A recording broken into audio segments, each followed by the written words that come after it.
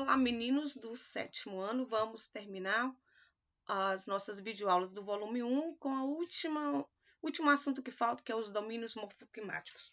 Os domínios morfoclimáticos é o nome que nós damos, né, às diferentes formas de vegetação que existem sobre toda a superfície do Brasil. E o que acontece? Esses domínios estão relacionados com os elementos, né, responsáveis pela existência dessa vegetação. Em qualquer lugar, nós vamos verificar que nós vamos ter uma variedade, porque do mesmo jeito que a gente viu que nós temos uma variedade de climas, nós vamos encontrar também uma variedade de plantas. E essas plantas, elas são o resultado da interação desses elementos que nós já estudamos, ó. O clima, o que foi visto anteriormente, o relevo, que nós também já estudamos, a existência da água, a hidrografia, o tipo de solo. Então, a interação desses elementos vai resultar num tipo específico de vegetação. Por quê? A vegetação, então, ela precisa de um clima. Esse clima vai favorecer se existe mais ou menos água. O solo também está relacionado com o relevo, a característica da formação desse relevo, e aí a gente tem um tipo de vegetação, tá? São os elementos responsáveis pela formação, então, da vegetação. Quais são os domínios? Nós temos 6 domínios morfoclimáticos no Brasil. Conta comigo. O amazônico, o cerrado, mares de morro, caatinga, araucária, pradaria e áreas de transição. Cada cor representada aqui no mapa é um desses domínios. O domínio, né, mais fácil de compreender, amazônico, porque refere-se à existência da floresta amazônica. O domínio, né, do cerrado é essa área em azul que abrange o maior número de estados. Você vê que pega estados do Nordeste, estados do Norte, estado do Centro-Oeste, do Sudeste, né? E só não pega aqui o do Sul. Então, são esses os domínios. Vamos começar, então, conhecendo um pouquinho sobre o domínio amazônico, né? O domínio amazônico, ele inclui a floresta amazônica. E o que é característica, então, dessa área de floresta? Ocupa 40% do território, ou seja, o domínio que ocupa a maior parte do território brasileiro é o domínio amazônico. Como está localizado numa área cortada pela linha do Equador, o clima que predomina é o clima equatorial. Nós vamos também lembrar que nós falamos do relevo da região amazônica, que é dominada por planícies e até depressões. E o clima faz com que o clima equatorial, que é o clima predominante, tenha calor e chuva o ano todo. Por causa disso, os rios, então, estão sempre em volume alto, né? E é lá também que nós temos a maior bacia hidrográfica do mundo, a bacia do Amazonas. Então, a bacia amazônica é a que abrange, né, toda a região do domínio amazônico. Qual é a vegetação que eu tenho ali? Floresta. Qual o nome dessa floresta? Floresta equatorial amazônica. Tá? Você vai encontrar em livros como floresta equatorial, floresta amazônica, floresta úmida, mas é a floresta equatorial amazônica. Qual a característica dela? Ela é latifoliada, ou seja, as folhas da floresta, né, são constituídas de folhas mais mais arredondadas, tá? Ela é perennifólia, ou seja, tem uma riqueza muito grande e as folhas só vão cair quando o tempo de vida daquela folha acabar. Ela não vai ficar, a árvore não vai ficar como outras áreas, né, toda desfolhada. Não cai todas de uma vez. As folhas vão caindo naturalmente. A árvore não vai ficar toda desfolhada como acontece no cerrado. Não. Aqui na floresta as folhas vão cair naturalmente. A floresta é heterogênea, você vai ver que eu vou ter uma rica variedade de plantas, como também de animais, tá? O solo da floresta amazônica é um solo pouco fértil. Por quê? Porque ele não é um solo rico em nutrientes naturais, né? Mas ele é rico na questão do material orgânico, tá? Como quando a folha das árvores, como naturalmente cai, ela vai encontrar um solo úmido, vai encontrar uma grande quantidade de insetos, né, de micro-organismos, que vai fazer com que esse processo, né, de decomposição seja acelerado. Então, a própria floresta, ela abastece, né, o seu solo com um material orgânico que é produzido por ela mesma. Tá? Por isso, ela é uma floresta que consegue, né, manter árvores tão grandes, né, e com a característica de estar sempre verde. Veja aqui nessa região. Outra coisa que eu tenho que lembrar você é o seguinte: a floresta, então, é constituída na maioria por árvores, né, de tamanho gigantesco, podendo alcançar até 70 metros de altura. No passado, em 2019, um grupo de pesquisadores, né, da Universidade Federal de Viçosa, universidades também fora do Brasil, usaram capturas de imagem de satélite e perceberam que havia algumas áreas na floresta amazônica com árvores que ultrapassavam 70 metros de altura. E aí fizeram uma excursão a pé, né, seguindo por rios, demoraram 10 dias para chegar nessa região, mas por causa da dificuldade de acesso, mas chegaram lá e puderam fazer toda essa verificação em campo, né? Subiram na árvore, mediram, coletaram material genético, levaram para o laboratório para estudar, por causa dessa descoberta, árvores que chegam nesse tamanho gigantesco. Nós chamamos de dossel, né? Essa floresta que ela é constituída de árvores altas e que a copa das árvores elas se encontram formando aquele manto verde. Se eu olhar uma imagem aérea, eu só vou ver um manto verde, né? Um colchão verde. Então a gente chama de dossel quando as árvores têm suas copas que se unem umas às outras. Mas a floresta ela é constituída também, você vê aqui, ó, de regiões diferentes. Ó. A parte de depressão, que é a parte mais baixa, por onde o rio corre, né, onde a gente tem o nível da água, vai fazer o seguinte: quando é verão, que o volume de chuvas aumenta, o nível do rio também aumenta, e essa vegetação aqui, ó, essa vegetação aqui nas margens direita e esquerda vão ficar alagadas. Então, chamamos de mata de igapó, né? Porque ela vai ficar a maior parte do ano com o tronco, né, as raízes debaixo da água, alagada. E ainda na margem direita e esquerda, a vegetação mais próxima forma também, né, mata de várzea. Né? É a mata que recebe muita umidade, a raiz dela consegue absorver essa água aqui muito facilmente, ela cresce naturalmente. E uma parte da floresta, aquela que já está mais distante da margem do rio, forma o que a gente chama de mata de terra firme. Então eu tenho 3 tipos de floresta dentro da mesma floresta: a mata de igapó, a mata de várzea e a mata de terra firme. Vamos repetir aí? Mata do igapó, mata de várzea e a mata de terra firme. Imagina a biodiversidade que eu encontro aqui nessa região. Olha aqui as imagens para você ver do que eu estou falando. Então, aqui, ó, a parte alagada, a mata de igapó. Né? Aqui você está vendo a mesma coisa, ó, a mata de igapó alagada, né, no período das enchentes. Aqui você está vendo a de várzea que ela fica com a parte, as raízes já, né, bem úmida também, ó. Mata de igapó e aqui o quê? Mata de várzea e aqui de terra firme. Aqui dá para você ver como é que é formada a parte das árvores. A parte aqui, ó, mais na superfície, a gente chama de estrato herbáceo, ou seja, onde ficam as gramas e os arbustos, porque eu também tenho na superfície da floresta grama e arbustos, né? É o que a gente chama de herbácea. Depois eu tenho na parte que chega até 10 metros de altura, eu vou encontrar já primeiro estrato de árvores. Tá? E acima disso eu vou encontrar aquelas que alcançam 20 metros, que é o que eu chamo arbóreo médio, né? As árvores de altura mediana, e eu tenho as árvores que podem chegar a 70 ou mais, que é o arbóreo superior. Então você vê tamanhos diferentes dentro de uma mesma floresta. Aqui vamos ver o problema que a floresta amazônica sofre, né? Por quê? A floresta amazônica, ela é a biodiversidade, né? Talvez uma das maiores do planeta, que não abriga só uma variedade de plantas e animais, mas vivem pessoas lá também. Eu tenho que lembrar que eu tenho, né, as nações indígenas que já existiam, já viviam lá antes mesmo da chegada dos portugueses no Brasil e que desde 1500 até hoje vivem em harmonia com a natureza. Tá? São, né, as tribos indígenas brasileiras que têm essa relação com a natureza como tiveram seus antepassados. Também existe uma outra população não indígena, que é a que vive à margem dos rios, que nós chamamos de população ribeirinha. Então, tanto os índios como a população ribeirinha, ela necessita da floresta para sobreviver. Os índios, de forma harmônica.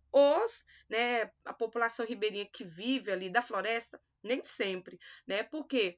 Porque a gente sabe que a ambição humana acaba que retira da natureza mais do que o necessário. Você vê essa imagem aqui, ó, triste, né, que é o leito do rio todo carregado de troncos de madeira que foi desmatado. O desmatamento é o pior problema ambiental que a região sofre atualmente. O desmatamento para a retirada da madeira, que vai sustentar as serrarias, a indústria moveleira, como também o desmatamento com o intuito de desmatar para produzir pastos e criar gado ou para abrir áreas agrícolas. E os incêndios florestais, como você vê aqui, que são incêndios provocados pelo homem para facilitar a limpada da região, o desmatamento.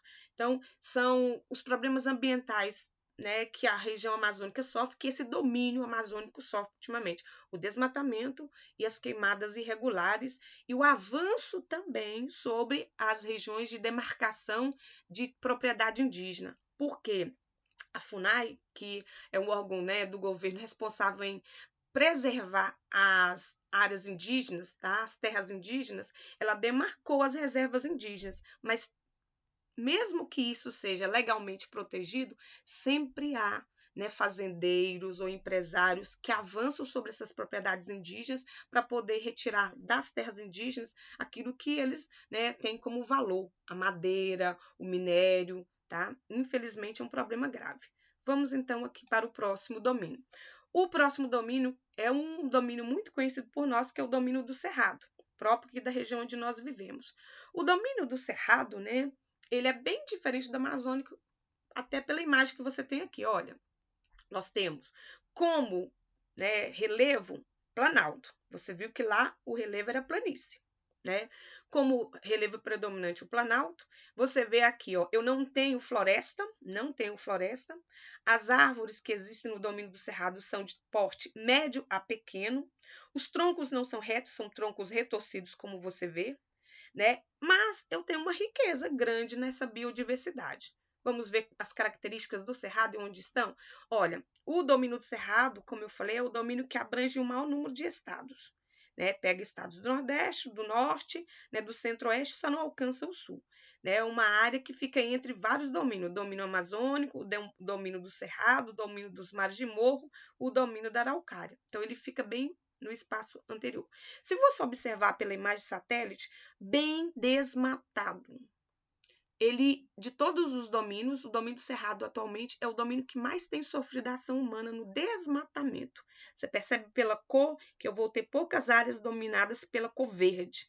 A cor aqui clara que a gente percebe é onde a vegetação nativa já foi desmatada, tá? Quais são as características desse domínio? Olha, veja, o domínio ele está aqui numa região cortada pelo Trópico de Capricórnio. Então, o domínio do Cerrado tem como clima predominante o clima tropical. O clima tropical, ele tem duas estações bem definidas. O verão quente e úmido, né? O inverno frio e seco. Então, o clima tropical típico do domínio cerrado tem uma estação seca e uma estação úmida. O domínio do Cerrado também é chamado de savana do Brasil. Por que savana? Savana é um termo muito usado lá no continente africano. Mas quando eu olho no mapa mundi, eu vejo que o domínio do Cerrado aqui ele está na mesma faixa do domínio da savana lá na África. E quando a gente pensa também naquela teoria lá que os continentes, né, eram todos unidos, então havia uma porção de terra que era a mesma, onde hoje é o Brasil e onde hoje é a África. Daí, né, também podemos chamar o nosso cerrado de savana do Brasil, porque as características são as mesmas, tá? Quais são as características que eu já falei? Árvores pequenas, arbusto cobrindo a superfície, grama e pequenos arbustos, e as árvores têm um tronco bem retorcido. Outra característica são plantas caducifólias. Caducifolia ou caducifólias são plantas que na seca as folhas caem. Por que caem? Para que elas gastem menos energia, né? Para manter o tronco vivo, não desperdiçando a seiva, que é o alimento delas, né? Nos meses de seca. Então, cai a folha porque a folha não precisa consumir energia, que é a seiva. E as raízes são mais profundas para que elas consigam retirar do lençol freático a água no período da seca. Que nós vamos ver que no fundo de vales, ou seja, na margem de rios, riachos, córregos, né, eu vou ter mata ciliar, né? Aí eu chamo também de cerradão, que é a planta do cerrado com uma riqueza maior de árvores. As árvores são matas. Por que eu digo matas? Porque elas são maiores, os troncos são mais retos e eu vou ter também uma grande variedade. Então, são as matas ciliares, que eu acredito que são bem conhecidas por nós que moramos aqui no interior e que já fomos, né, a algum rio e uma região preservada, é bem possível você olhar e perceber que é uma mata ciliar. É o nome que a gente dá à vegetação à margem do rio. O cerrado, ele tem um solo pobre, né? Nutricionalmente falando, se você pega uma porção de terra do cerrado e leva para um laboratório para fazer análise, ele não vai ter uma riqueza mineral. Só que, além disso, ele é ácido. O pH dele é elevado. Só que estudos e pesquisas contribuíram muito para resolver esse problema da acidez, lançando calcário, que é um mineral também, aquele pozinho branco, sobre o solo do cerrado, você elimina a acidez. Isso foi uma descoberta da década de 90. Até a década de 90, o homem apenas derrubava o cerrado para fazer carvão. Montava carvoaria por todo lado e desmatava tudo. E esse carvão é usado até hoje, né, nas siderúrgicas, né? As siderúrgicas é preciso do carvão como energia. Então, todo mundo desmatava o cerrado, em todos, né, desde o Maranhão, Minas Gerais, Goiás, o cerrado sofreu muito com esse desmatamento para gerar energia. Olha para você ver, ele foi importante na geração de energia.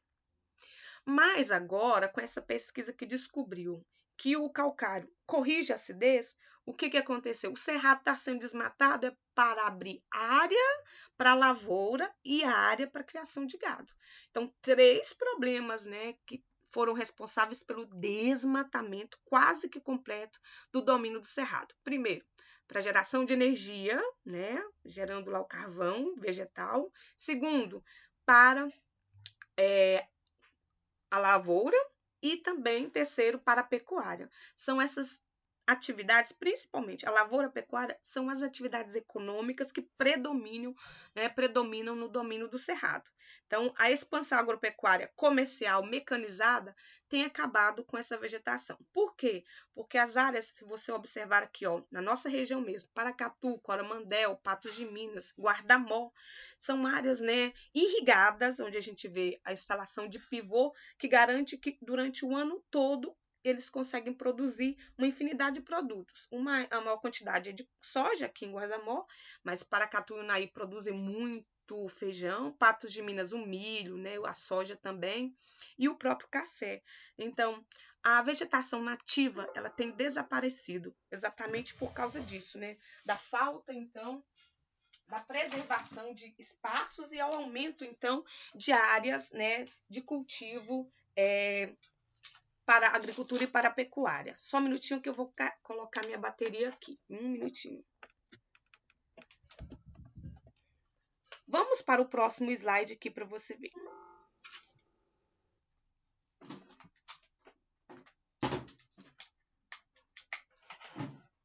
Ok? Então, vamos.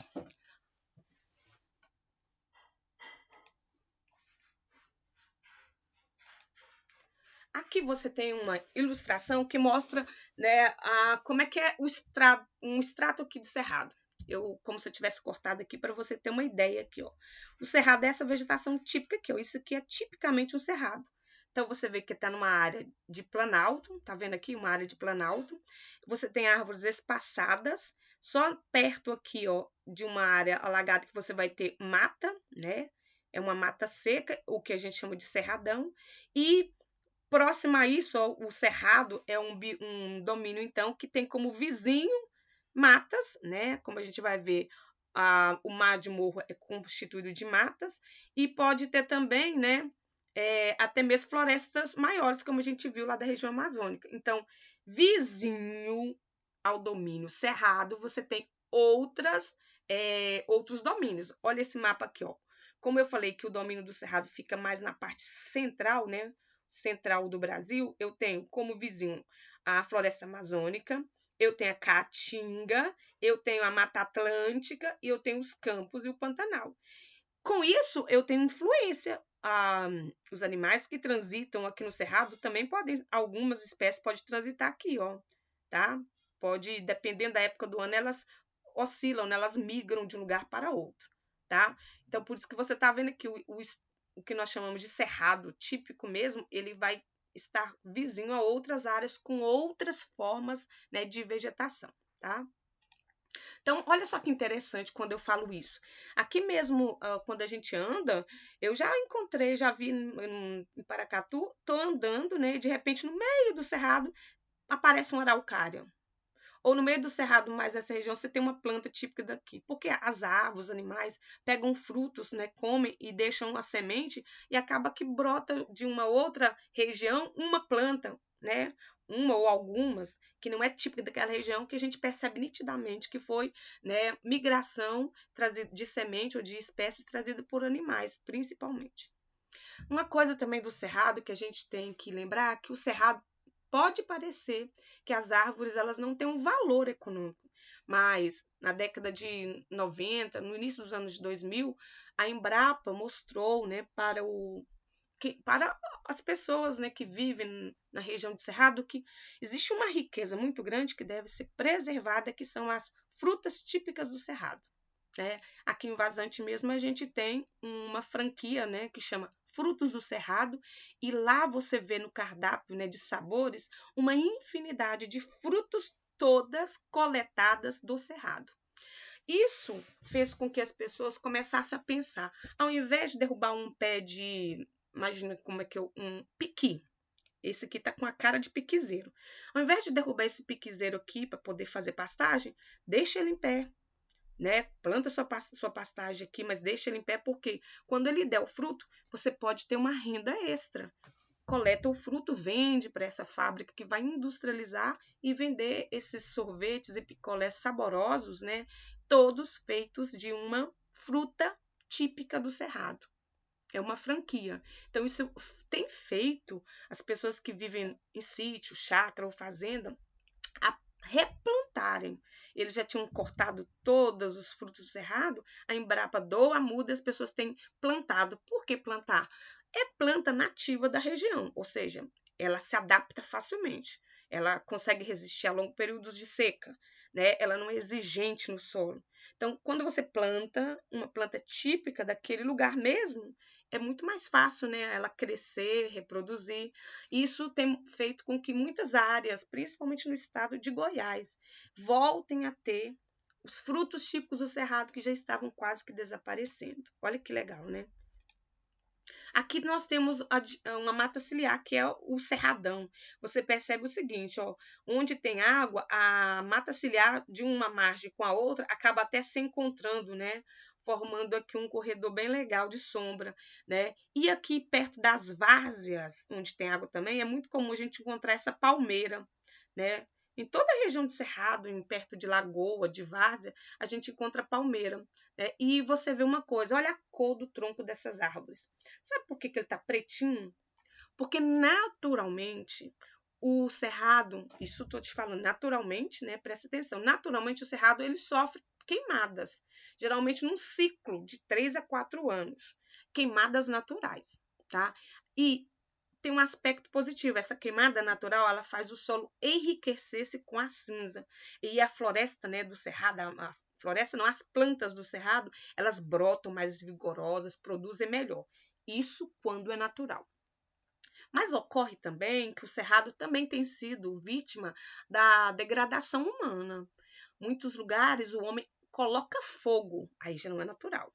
Ele coloca fogo para limpar pasto, para abrir uma área para plantar, e às vezes ele não consegue ter o controle, e esse fogo alastra e vira verdadeiros incêndios florestais, né? Porque queima até onde não era para queimar. Então veja a diferença. A queimada natural é benéfica. A queimada, né, feita pelo homem, ela causa uma destruição ambiental, porque além de matar as plantas, as espécies animais também são comprometidas. Então, um detalhe da árvore do cerrado é que esse tronco aqui, ó, ele tem uma casca grossa exatamente para se proteger dos incêndios naturais, tá? Você vê que ele tem resistência, a planta não vai morrer do incêndio natural. Vamos para um outro domínio, né? O domínio da caatinga. Dá uma olhadinha que a imagem já te conta. Esse domínio é de uma área de planalto, você está vendo? A vegetação, ela predominantemente é de herbáceas, ou seja, arbusto e grama. Você vai, aqui não tem árvore, também é arbusto, né? E você tá vendo que no meio dos arbustos apareceu, né, essas plantas chamadas de cactáceas ou cacto, né? Vamos lá. Onde fica esse domínio? Aqui no Nordeste, ó, essa mancha, essa faixa aqui em rosa, tá?